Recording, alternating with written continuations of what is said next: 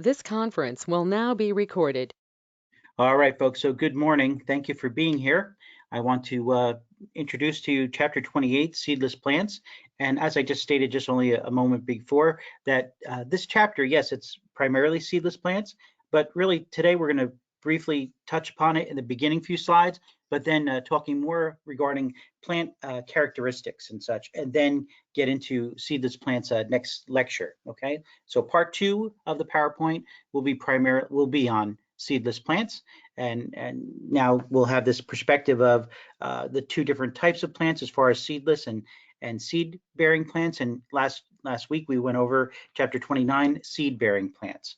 So let's get into this here. But actually, before we do that, I want to so I figured I'd show you a little bit. This is an interesting article, right? I don't know how many of you enjoy hiking and such. I love hiking, right?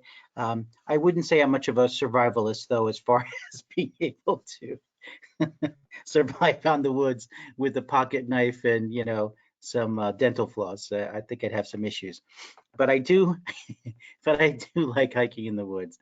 And one of the things that I'm amazed with is regarding moss and seeing moss all around and all the different types of vegetation that are present in the different types of environments that we find ourselves walking in. There's one area where we go where there's a swampy type environment where we're able to be on a raised platform that we can walk throughout this whole environment. It's really cool. And then, we go to different places and in the woods and always in the woods. And I grew up in a lake community in North Jersey in Wayne, and we lived like a couple blocks from a lake, a small lake. And so I spent a lot of my time as a young adult and a young kid in the woods and such. But moss, and in particular, what side of the tree does moss grow on? I'm sure that, so let me ask you this, let's bring everybody out and just see, because I always forgot, to be honest. I'm not much of a survivalist. So what do you think as far as what side of the tree does moss grow on? Does anybody have any idea at all? I would assume moss would grow on the side of the tree that's the most moist. There you go. Good. Very good, Christian. Excellent. Good. That's awesome. And it's the north side is what they say. But there's something to this though. So yeah, good job, Christian. Nice. So let's hide everyone away from the sun. Good, Brennan. Very good. Excellent. So let's see here. I'm gonna share my screen. Yeah, let's share our screen back again. And so we're looking here. So all right, so what side of the tree does moss grow on? Moss is a simple primeval plant that needs water to survive and reproduce, so it tends to grow in damp, shady places, as we said. But is it true that moss always grows on the north side of the trees? Okay, and look at how, wow, that's something, right? That's like a blanket or a carpet of moss. That's pretty cool, is it not? I think that's neat. And you'll see here some ferns intermixed within, okay? Mosses need water to survive and reproduce, so you'll find them in damper areas. So which side of the tree does the moss grow on? Depends on where you are in the world. So this I didn't know. While it doesn't occur exclusively on the north side of trees, it's true that moss in the northern hemisphere, where we live, tends to grow there. So this woman is from the UK, and this is the side of the trees that gets the least sunlight. It's damp and shady, which moss favors. In the southern hemisphere, this is the south side of the tree. So really where we live, right, in our environment, north side is where the moss will tend to grow. And so why? The bottom line is mosses need water to survive, and there are a couple of reasons for this. So they're non-vascular, and we're going to be talking about this today as far as vascular and non-vascular. Non-vascular, which means that they don't have a network of vessels that move water and food around the plant. So we're going to talk about the xylem and the phloem today, and non-vascular plants do not have these vessels present. So similar to, but not really because they don't contain blood, but blood vessels, the cardiovascular system, the circulatory system of the human, very similar to as far as this vascular network you would think of. So non-vascular plants don't have these vessels to carry water, to carry food, in particular foods that will actually be reproduced, will be synthesized via photosynthesis and such, carbohydrate production. All moss cells need access to water from the environment, and they need water to reproduce. That's a big deal here. As far as the male reproductive cells need to move via a film of water to reach the female cells for fertilization. So they have flagellum. Understand? So they have tails that they allow for movement within the water in order to move to the female cells. Sometimes it's within one plant, but can also require them to reach out to another plant, depending upon the species. If mosses dry out, they are unable to reproduce, which is more likely to happen on the sunnier side of trees. So that's cool. But the perfect damp conditions don't just occur on the north side of a tree. If a tree bark is deeply grooved, and I'm sure you've seen these types of trees that have these really deep grooves to them with shaded crevices, moss can thrive there too. Or where there's dripping water or on surfaces close to the damp ground, right? So pretty cool stuff, right? All right, so let's minimize that. And we're going to go into our presentation here, our slideshow today. All right, so again, like I said, I mentioned to you earlier there, yes, there will be some mention of seedless plants in the beginning, part one. Part two primarily would be just on seedless plants.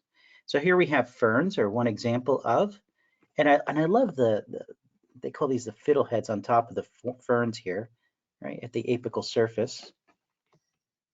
Why it matters. So plants colonize the land. Now, this is according to evolutionary theory and such, which, again, we talked about how we need many, many years in order for change and adaptation to occur. So plants colonize the land hundreds of millions of years before large land animals. Today, the plant kingdom Plantae, encompasses at least 400,000 living species. That's crazy, right? So remember, we have the domains, then we have kingdom, phylum, class, order, family, genus, species, right? So kingdoms, kingdom Plantae. Plants are photosynthetic, and we'll talk more about that regarding their ability to be autotrophs. They produce their own food and such, right? We are heterotrophs, okay? Seedless plants dominated for the first 70 million years, okay? Again, according to evolutionary theory. So you'll see here different types of seedless plants. And I have to tell you, right, I just love these, like these little liverworts. I just think they're too cool. And we'll talk more about these, like I said, next class. Here you have the horsetails. Isn't that cool looking? The ferns, I just like the ferns a lot. And I'll show you, I told you I'm a little bit of a nut for fossils and such and collecting them. And so I have quite a few of these representations of ferns. I'm going over to campus today for teaching lab tonight. So, and we had a flood in our student services, so everything got put in boxes, but I'd like to see if I can't grab some samples, and I'll show you guys on Wednesday. I'll grab some of those samples and bring them home. You'll see here also moss, and look at the moss and how it's just, wow, right? How much of this moss is covering this region here. Quite impressive. I will show you, before we move on, let's see here with my pictures. Let's see here. No? Okay. Let's see, here we go. Oh, I wonder why I'm having an issue here with seeing this. Go to download page, okay. So here's examples of, folks. I think these are pretty cool. These mosses, ferns, right? Ferns, seedless plants, and this is the type that usually, like, you'll see that I'll have and represented here, and you'll see that just to explain this to you a little bit here. So these ferns, right? They're fossilized. Initially, the organic material, the fern itself, the plant, was replaced by pyrite, and then over time, oxidation. The long period of time, then the pyrite was replaced with pyrophyllite, which gives it that white appearance and such. And so, yeah, not all of them, because some of them, what'll happen is that this will actually can brush off, and then you'll see more of the darker. I left it just like this because this is how it was. When I didn't find these, I found quite a few fossils over the years, but none like the fossil ferns. So when you see them in the collection, they're going to look like this. So yeah, so I'll share that with you all on Wednesday there. Okay, so let's go back to our presentation here. All right, and so primary producers. So most plants are autotrophs, right? They're primary producers. They carry out photosynthesis.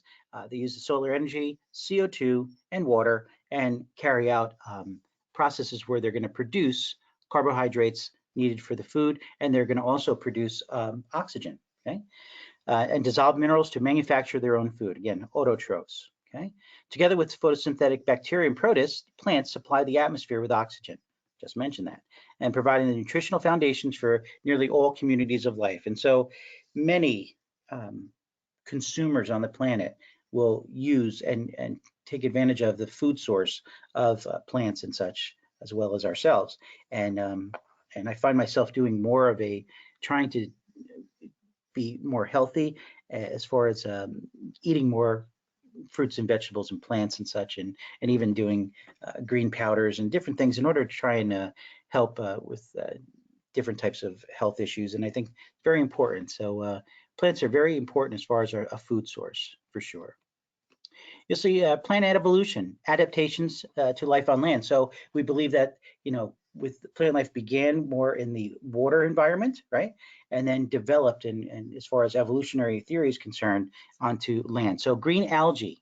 So in particular, Kerophites, so Spirogyra. We saw this in the lab. I don't know if you recall. It's pretty cool looking as far as Spirogyra is concerned under the microscope. Pretty interesting as far as that green algae is concerned. You'll see here lineage from which land plants evolved were adapted to freshwater environments first, right? So land plants and green algae share certain traits. So you see here as far as these common traits, so leading back to common ancestry, right? Cellulose in the cell walls, energy captured during photosynthesis, stored as starch, light-absorbing pigments, chlorophyll A, B. We're going to talk about those in more detail. Again, there's an image of Spirogyra. So adaptations from going from water to land, right? So here we have as far as the land plants are concerned, and again, focusing on more of the seedless this week. Last week was seed-bearing plants. So the outer waxy layer, right? That's the cuticle. That helps to prevent water loss, okay? Helps to prevent drying out, desiccation and such. This is that when you touch a plant, you can feel that waxy kind of layer on it and such, and that's the cuticle.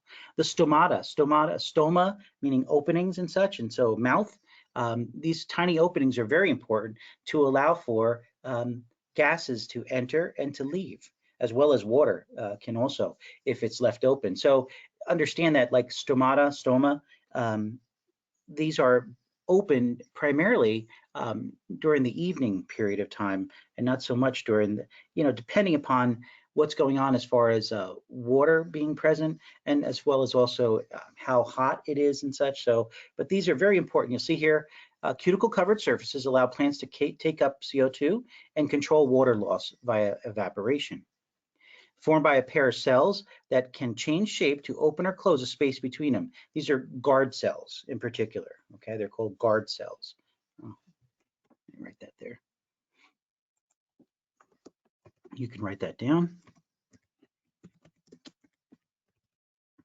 So remember that, it's always important to, while you're in class, to take notes. I try and add to what we've been, oh, I want to put this in green also.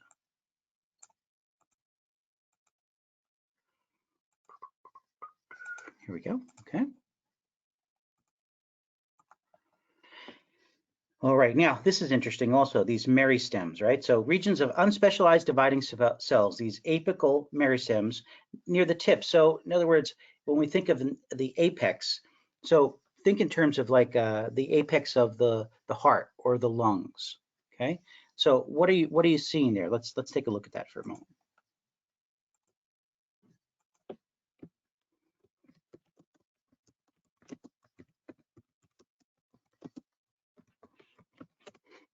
All right, so what do we see when we see this image here of the heart and lungs for the human, right? Let's just take a look at this one right here.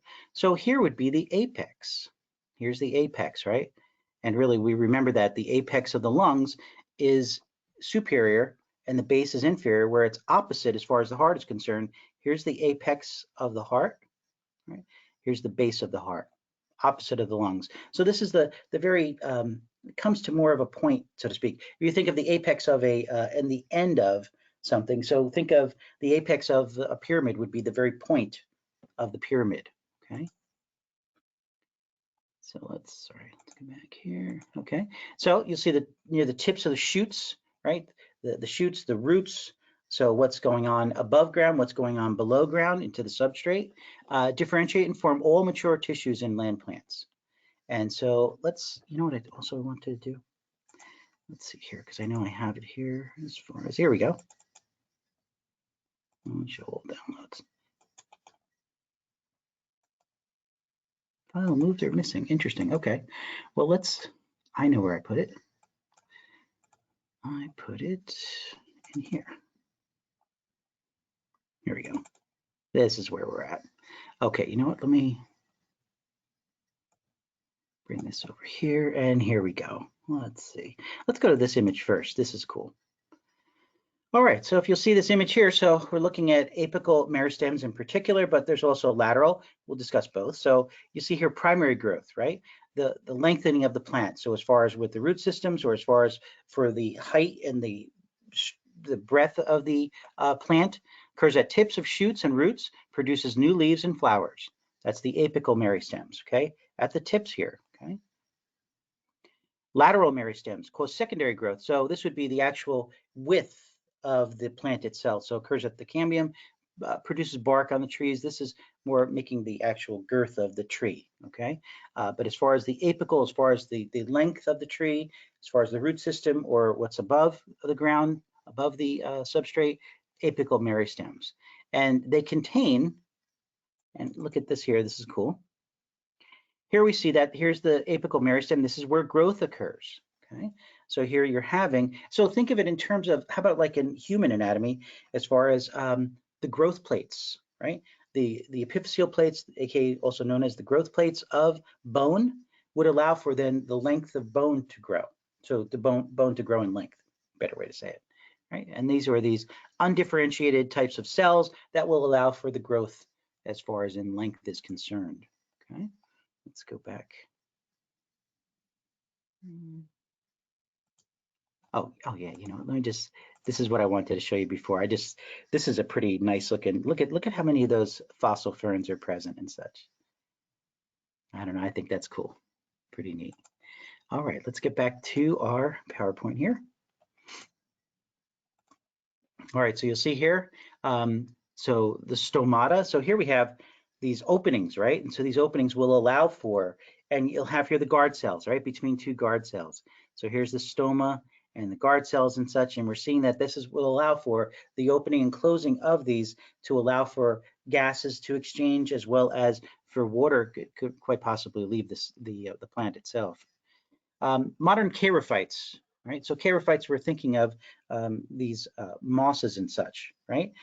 Make a resistant polymer called sporopollenin, right? Surrounds the zygote. So, right, when we're thinking of the zygote, and we'll be talking again at the end of this presentation here, talking about the alternation of generations, how we have haploid and diploid. So the haploid cells come together to form a diploid cell, which is that zygote, which contain a full set of genetic material, chromosomes and such. So sporopollenin, major component of the walls of the sporangia that protect the reproductive spores, right? That allow for reproduction to occur. You'll see here as far as other reproductive adaptations. Again, we're talking more regarding the evolutionary changes, the adaptations of plants from going from water to land, right? Multicellular chambers that protect developing gametes and multicellular embryo that is sheltered inside the tissues of the parent plant. Those plants are called embryophytes, okay? And let me just show you as far as the Kerophites again, as far as, here we go.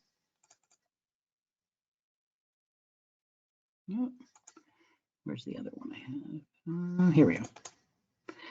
So here you're seeing as far as Kerophites. So we're looking at these water type species, right? Kero species, a pond organism. We're looking at disc-shaped Kerophyte that also lives in ponds, right? Again, from water to land adaptation. That's what we're discussing.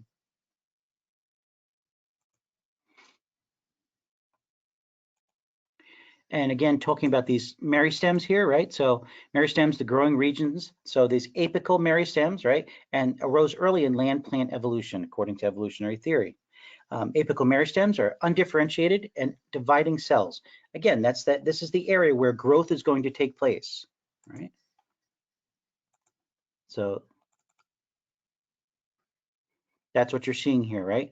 At the very tips, the apex of the growth of the stems of the root systems and such, right? So that's that apical area there where we have the undifferentiated cells, and growth will take place in rapidly dividing cells, okay? Allowing for growth to take place in length, right? At the tips of the shoots and roots. So you'll see here also, so we've mentioned about, and we've broken down the chapters into seedless and seeded type plants.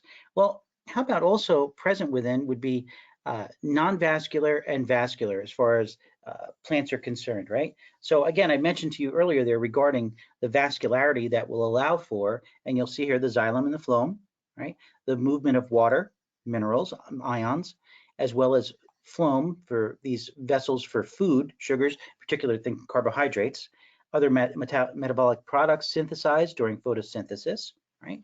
Again, photosynthesis, we're thinking sun's rays, we're thinking CO2 and water, okay? But you'll see here that these vascular plants contain these vessels, right? We would call these types of plants, vascular plants, tracheophytes. Non-vascular, bryophytes. You need to know those terms. Now, also something also that's important and present here would be this carbohydrate, right, called lignin. Now, let me just show you here, and then we'll come back to the non-vascular. Let's see. Here we go. All right. So you see here that very strong, very important component of plant material as far as these vascular plants are concerned, and you'll see here regarding the percentages of hardwood and softwood and also herbs and such, right? Regarding how important that is structural polymer for the structure of the plants, and here we're seeing in particular for wood.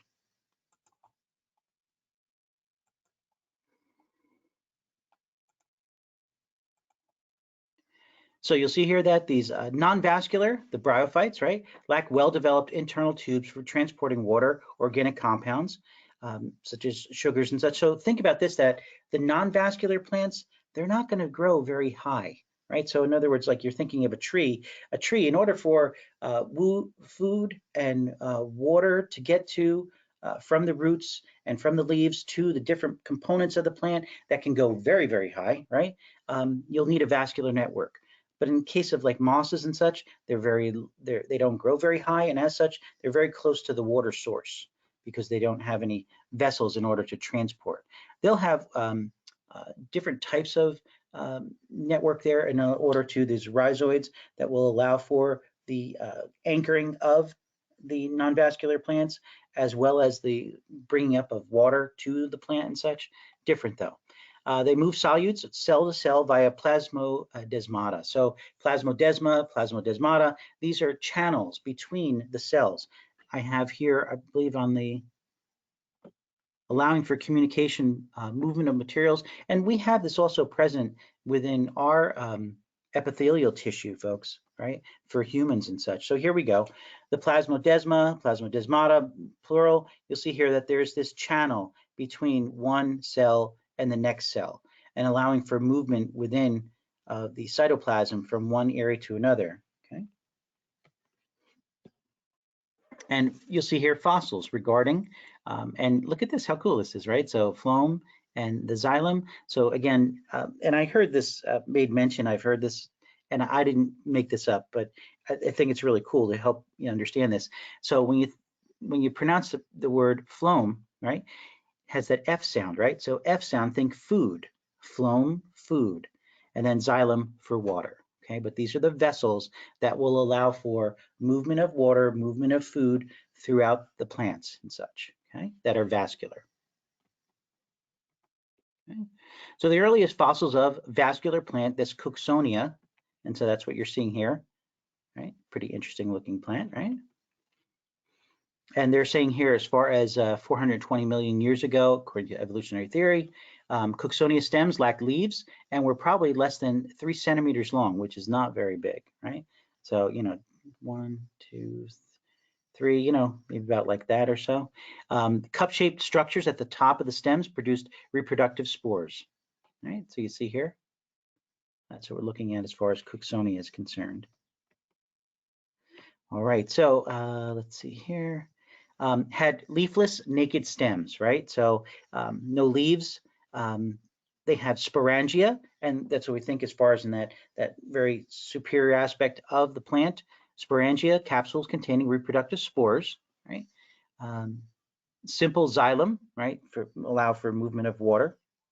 Cooksonia probably lacked roots and were supported physically by a rhizome, right? So rhizomes similar to, but not as deep as roots would go, root system. Horizontal modified stem that can penetrate into the substrate, into the ground, right? Or wherever substrate could also be, how about any type of vegetation and such, and anchor the plant, okay? Fungal, remember we've talked about this also 2 weeks ago, or actually last week we talked about this because we talked about symbiosis, and 2 weeks ago, regarding the relationship between fungi and roots and how they will actually really exponentially increase the surface area for absorption of nutrients and water through the root systems and such via the symbiotic relationship with fungus or fungi. Lignified root systems. And so I mentioned to you about that lignin, right? Very important as far as it, you'll see here, added mechanical strength, provided vascular plants with adaptive advantages. So very important as far as the roots are concerned. And as far as the strength, the lignin there. You see here that simple stems of early land plants gradually evolved into shoot systems with stems and leaves that arise from apical meristems. And we showed that and looked at that. Those will absorb light, energy, and CO2. Let's see here.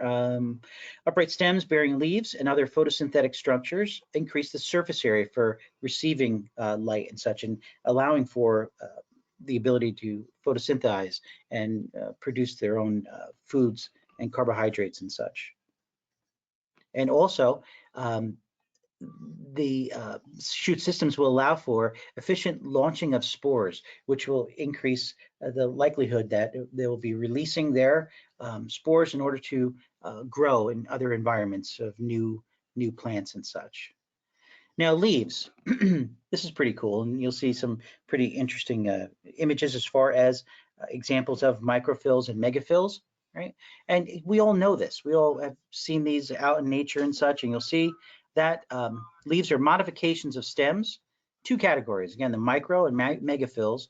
Micro, so we think small, so narrow, single strand of vascular tissue, right? Megaphylls, broad leaves with multiple veins. So the vascular structure, that's what we're thinking as far as micro and mega, okay? Microphyll-like parts may have evolved as flap-like outgrowths. And lycophytes, this term lycophytes, so of the main vertical lycophyte stem, we're thinking seedless vascular plants, okay? Megaphylls may have arisen from modified branches. So let's take a look at these images here and see, here's an example of the microphylls. So we're looking at some type of issue where we have like these very little, these very little structures here, right? Microphylls. And then we're going to see here megaphylls as far as here's these plants, these leaves and such. And so here we're seeing the megaphyll and having multiple vascular structures present within. Again, allowing for increased surface area to allow for the increased areas for photosynthesis. Stoma or stomata and veins and such and vasculature. So the openings and as far as the structures, the vessels that allow for transport. So we'll see here over the evolutionary time, leaves gain stomata, right? These abilities to have these openings present with the guard cells that will allow for opening and closing of these structures, provide access to CO2 for photosynthesis, and a simple network of veins, right? These vasculature that transport water. Okay? Again, phloem for food, xylem for water. Strong correlation between the density of venation, meaning the density of the vessels that are present, okay, in a plant's leaves and the plant's capacity for photosynthesis. The more that there are, the more veins, the more vessels that are present, the increased capacity for photosynthesis to occur. Evolution of large leaves with numerous stomata and a dense system of veins, major factor as far as evolutionary adaptation and change over the past 150 million years for flowering plants. And we looked at those gymnosperm and angiosperm as far as last chapter there, as far as flowering and non-flowering plants. You'll see here root systems, right? So, and you all have a basic understanding and realization regarding roots and such. So the evolution of roots allowed vascular plants to anchor aerial parts in the soil, right, in the substrate, and obtain water and soil nutrients and such. So very important root systems. And again, too, really many have an symbiotic relationship with fungi. Exactly when roots appeared, uncertain though, regarding evolutionary change in evolutionary adaptation and in evolutionary theory. So as such, theories and thoughts can be brought about, and hypotheses can be developed regarding how these roots could occur. Vascular plants develop specialized root systems consisting of underground, we get that, right, cylindrical absorptive structures with large surface area for rapid uptake of soil, water, and dissolved minerals and such. And so again, just the importance of the ability to anchor the plant structure to the substrate, to the ground, and also the ability then to absorb water, to absorb minerals and such from the ground in order to aid in the health of the plant. The plant life cycle, and we're going to end this this part one today, regarding what's called the alternation of generations. And we've mentioned this and talked about this last chapter, but again, know that this is the basic pattern of the plant life cycle. Okay, so you'll have the diploid generation, right, will produce the haploid spores.